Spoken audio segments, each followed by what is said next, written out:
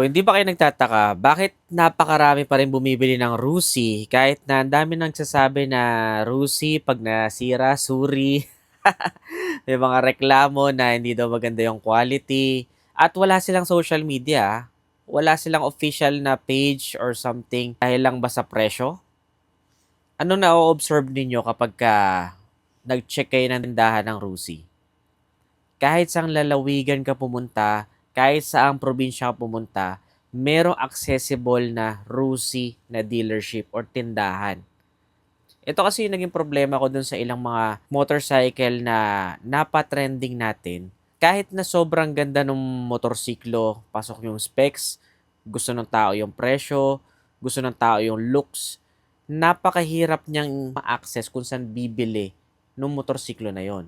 Let's say for example, dati nung bumili tayo ng JetX, nag-review tayo ng Husky, itong mga motorsiklo na 'to sobra 'tong nag-trending, pero hindi gaano nag-translate into sales. Why? Hindi siya kasing accessible ni Rusi. So, imagine kahit hate mo yung isang brand, kung sobrang dami at nagkalat siya at super accessible siya, kahit na wala pang social media main page, madami pa rin talaga yung overall sales nito compared doon sa hindi gano'n ka-accessible sa tao. Kahit isang vlogger lang or kahit hindi nga vlogger, may mag-picture lang, "Uy, may bago si Rusi." Pagpunta mo dun sa tindahan, may unit na kaagad nun. Accessible na kaagad siya. It doesn't give you the time to think kung gusto mo ba talaga nun kasi na-excite ka, na-hype ka, bibilin mo na kaagad siya. Wala din siyang official page, could be a good news and a bad news.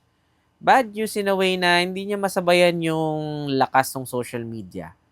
Good news in a way na hindi rin sila binobomba kung sakali man na may reklamo sa unit nila or mayroong sira or mayroong something na issue. Kung hindi, ang nag-handle nun is yung local store na accessible nga sa tao. Isa yan sa mga hindi talaga maiwasan kung bakit si Rusi ay sobrang dami pa rin bumibili kahit na ang dami ding reklamo na nakikita natin sa internet. Pero, kagaya nga na lagi nilang sinasabi, nasa paggamit pa rin yan at sa rider. Kung responsible ka bang mag-maintenance, gumamit, harabas ka bang gumamit. Pero overall, ayun yung isa sa mga nakikita ko kung bakit nagtatap pa rin at napakadami pa rin talagang gumagamit ng Rusi. Ano sa palagay nyo? Comment nyo nga sa baba.